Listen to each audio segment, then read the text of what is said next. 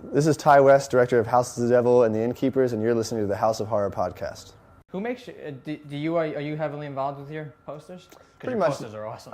I hope so. Yeah, I try to be. I think, with House of the Devil, Magnolia did that, and they used this guy, Neil Kellerhouse, who's my favorite poster artist ever. And it was really great that they used him, and he did an amazing job with the House of the Devil poster. And so when we did this movie, he was off doing the Girl with the Dragon Tattoo stuff, so he wasn't really available. So we got this other company, but I think because he did such a good job with House of the Devil, it made everybody bring their A game, because they were like, oh man, the House of the Devil poster is really good, so we need to step it up. So the company they got for this really did an awesome job. I mean, I think it's right up there. So I've been very fortunate, and I think Magnolia is really great with me about being super collaborative, and we are on the same page about what we want. And then we did 2 other posters before this for the movie that I went and contacted the guy, Tom Hodge, who's a British kid.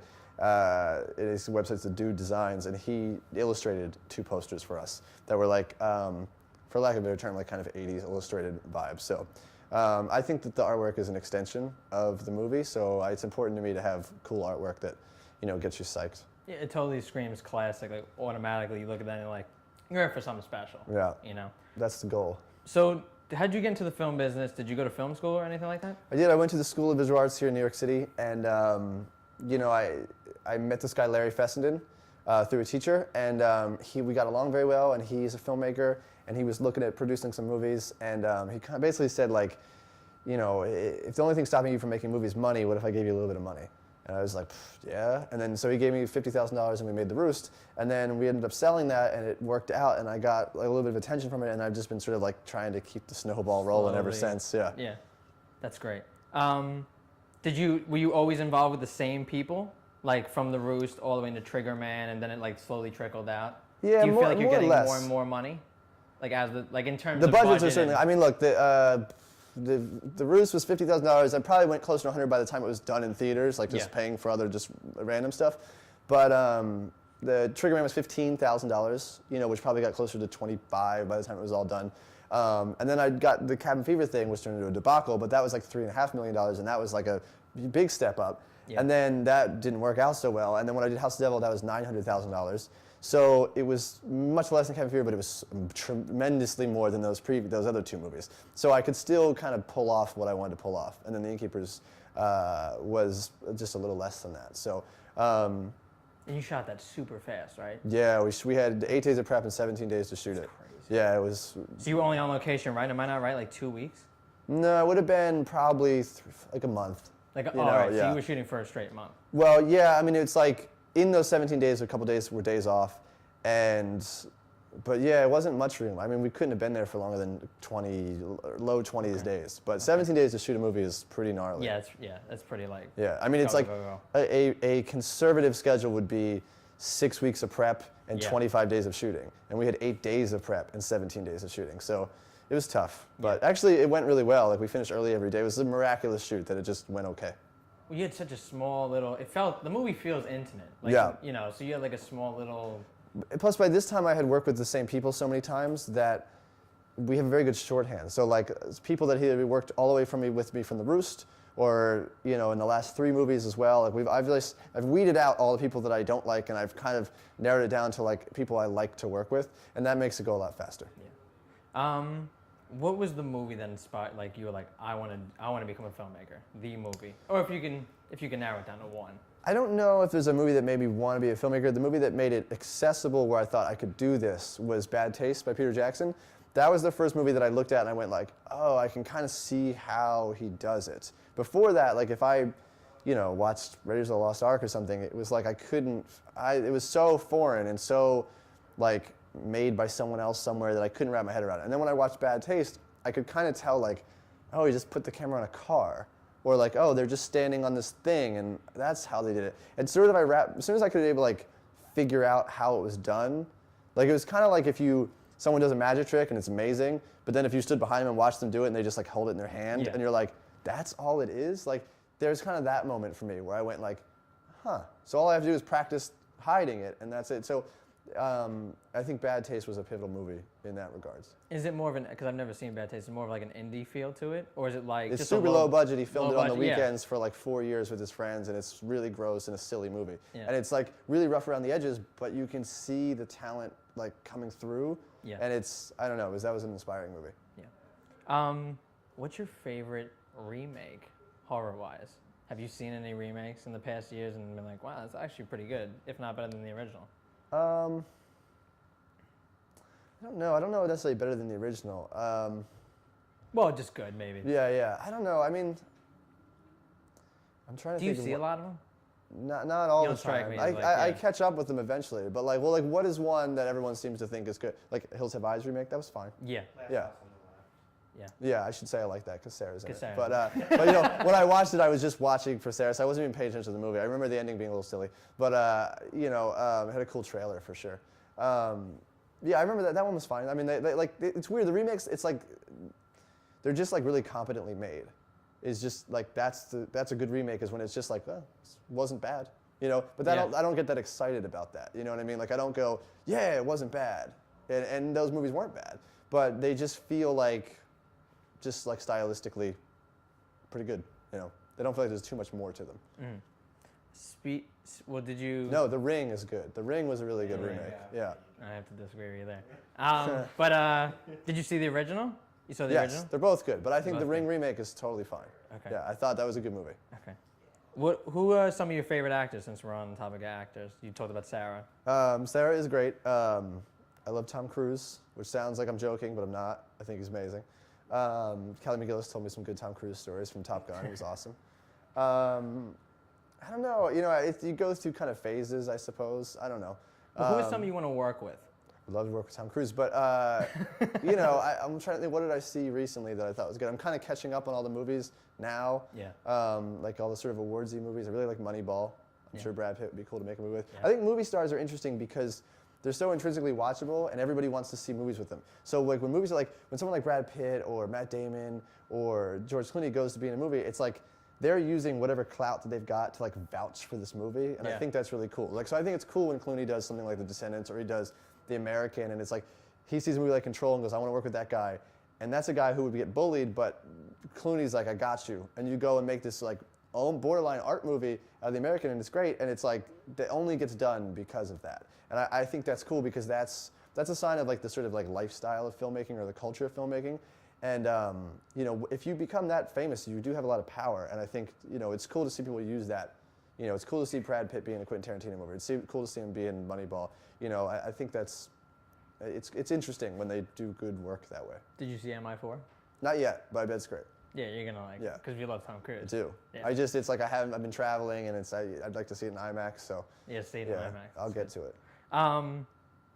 The look of your films, the last three, which are House of the Devil, Cabin Fever 2, and The Innkeepers. Now, I know you're not heavily involved with Cabin Fever 2, but the look of those films, you have a dynamite look. Do you agree more with, because I know you shoot on film, am I not right? Those are all on film. Yeah. On film. Do you want to make a shift in digital? Are you going to stay on film or? Well, I prefer film, but it's starting to get kind of unreasonable to do. I mean, like on Yeah. The Innkeepers, I was reminded every day that like we'd save 150 grand if you shot on the red, but Yeah. I didn't feel like it was. It's not a nostalgic or retro thing or some purist thing for me. It's like I just didn't feel like it would bother me. I would just feel bummed about the whole movie if I was shooting on something I didn't want to shoot it on. But that argument's getting a lot harder. You know, I think the new Red Epic is getting everyone all excited. The Alexa, they all look pretty good. And it's not the same as film, maybe not quite as good as film, but it's close enough that when you say, I want to shoot film and I want to add in all these complications, everyone looks at you like, you're nuts. Yeah. And I was able to do it on The Innkeepers, and we shot on 35, and we have 35mm prints of the movie. But its days are numbered. So I don't know if this will be the last one, but I can imagine it's probably close to the last one. It's probably getting worse and worse because of Panavision now, right? Maybe, They I were don't the know. last one I've to never stop really, making film. Yeah, who knows? I mean, it is what it is. Did you see know? Dragon Tattoo? That was Yeah. shot digitally. Yeah, it looked good. I think Social Network, it looked amazing. yeah, I think Dragon Tattoo was and Drive was shot on the Alexa, Yeah. and Hugo was shot on the Alexa, and they all look good. Yeah, you know. they look great. Yeah. So, Cabin Fever 2. I know you talked about it a lot. What would your version? Because I actually just saw the movie. I like it, believe it or not. I know you don't. because it's obvious why you don't. But what would your version be? Because I can see potential there, so much more potential. It's very hard to explain. I just think it would be better, but it's hard to explain because, you know, people say like, oh, if you wrote it and you shot it, like how different could it be? And the best analogy, I've got two analogies that is the best way I can sum it up without it being like a 4-hour long story, is like, it's sort of like Dane Cook telling Seinfeld jokes. Okay. It's like the material is kind of okay, but it's the delivery is all messed up. Like, why is it not connecting? And it's because it's being presented incorrectly. So like when you watch, in my opinion, when you watch Cabin Fever 2, you see something that's supposed to be funny, but it's not funny. Yeah. I don't think it's not funny because it couldn't be funny. I think it's just the way that it's cut together and the way that the sound, it just doesn't, it's not, like the joke wasn't told right. Like we all have a friend who tells a joke and everyone laughs, and then someone tries to tell the same joke and it bombs because their delivery sucked. Yeah. And that's how I feel about the movie. Or it's like a local band playing a Michael Jackson song. It's like same notes, same music, same words. It's like, yeah, but it doesn't really sound the same. Not as good as that Michael Jackson. And it's not a matter of saying that I am like the Michael Jackson or the Jerry Seinfeld. It's a matter of just saying like that's the best way I can describe how much not being involved with editing and sound and music can alter something. And it's like like I said, someone tells a joke, everyone laughs. Someone tells the same joke and it bombs. I feel like they took the movie away and they made it, and they tried to make everybody laugh. And in my opinion, it bombs. Some people like it, you know, but it's for me, it just doesn't feel like my movie. I just feel like you should credit someone else for that, the producers and the editor. I don't dislike them. It just is what it is. It is pretty straightforward now that you bring up like the comedy. Like I didn't find myself laughing, but I saw an interview where you had talked about like heart wipes. Like I felt you were describing it like, well, for Evil example, Dead. with that You were is saying I was gonna put like the awkwardness of Evil Dead, and I could see where you were going. Like if you watch the movie, you could see like the pool scene. Yeah. You could see like, okay, that's funny. But it still plays funny, but I could see. For instance, like with the wipes, like after I left the movie, they tried, like I wanted to do like a Savage Steve Holland type animation sequence in the beginning, and they did an animation sequence because they knew I wanted to do that. They threw it but at it's the end. not the beginning and the end. But it's not what I would have done. It is an animation sequence like I would have done, but it's not the way I would have done it. And the same thing, like they put some wipes in because they knew I wanted to do wipes, but they're not the black outline heart wipe or the star wipe for the prom. And it's like, just a wipe isn't the same as a very specific kind of wipe. You know, it's the same thing like I said with the joke. It's like it's these subtleties that add up to make it something that I think are gone. So now it's just like it's a gross movie. And I saw a clip on YouTube of like all the like best parts, and I was like, this is awesome, because there was a lot of stuff that I was like, this could have been really great. And I really wish, you know, I wish the movie had been really successful so that they would come to me and give me a little bit of money to fix it, because I'd love to. No word on that yet. Still like. I think it's you incredibly think it'll unlikely. never happen. Well, I don't know, but it would cost. I don't know exactly how much, but for me to like re-edit the movie, re-score the movie, redo all the effects, recolor correct, re-sound design, remix, all this stuff, it's got to be $200,000 probably. So if it's successful enough to where that redoing it would make money, or if I become really famous one day, maybe. But I can't. It's going to be at least that, because it's like I gotta hire, like I gotta re-edit the movie from scratch, which is a project, and then it's like. Resound, it's a lot of work because of where it went wrong. So, but I would do it in a heartbeat. I would do it tomorrow. I would love to see that, because you could see so much potential. Yeah, even though I still like it. I mean, it's been long enough ago that it's all good. But yeah, the Innkeepers. Did you actually experience any hauntings or ghosts? Because I know you were inspired by it while shooting House of the Devil. So now, staying there, right, while you shot the film, yeah. I assume you stayed there. Did you actually experience hauntings or ghosts? I'm a skeptic. I don't believe in it, but everybody else seemed to. I mean, a lot of weird things happen. There's a weird vibe there. It's like you have really weird, vivid dreams. There's a weird, you just feel weird there. Doors open and close by themselves. Lights turn off and on by themselves. The only story that I really find to be interesting is the room in the movie that's the haunted room in the movie, the honeymoon suite. I only picked it because it was on the 3rd floor at the end of a hallway. It was big enough to do a dolly shot. It was like purely for technical reasons. Yeah. So we did that, and then when we wrapped the movie, I found out that in real life, the most haunted room in the hotel is that room. So the one that I picked to be a haunted room in the movie, just because of technical reasons, turned out to be the haunted room in real. It doesn't mean there's ghosts, but it's weird when you add everything up. Yeah, that is. So. Yeah. All right. The title cards for the Innkeepers. What motivated that? What inspired that?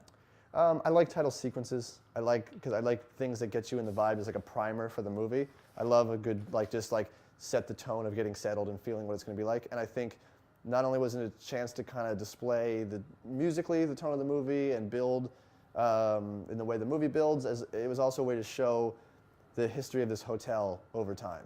And it presented a history, and it presented this idea of like the hotel's a character and this is what we're focusing on.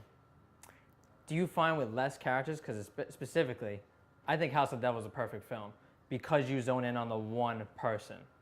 Now in Innkeepers, you have a similar setup where you're only really focusing on two people. Do you find that dealing with less characters makes for you as the audience member in the long run to gravitate towards them more and like them just more than usual? It might. I mean, I put a lot of effort into it, but I feel like if I had more characters, I would put a lot of effort into the rest of them as well. But both those movies are very focused on a central protagonist, and then Innkeepers just happens to be like a almost as important second right there.